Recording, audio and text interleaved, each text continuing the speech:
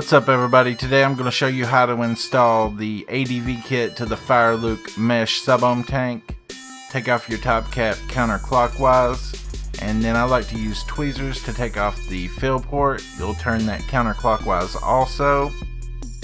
Now you want to take off your O-rings. The existing O-rings need to come off this device and be replaced by the ones that we provide in your package. You'll want to remove your coil. I'll use the tweezers to grab hold of the O-ring and pop it right off. We're going to do the same with the top fill port.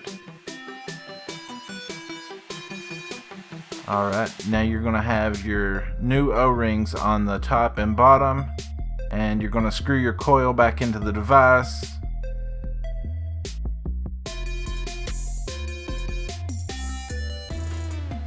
You can put the ADV kit stainless steel rings on the top and bottom. They'll have this indented side that you fit our O-rings down into.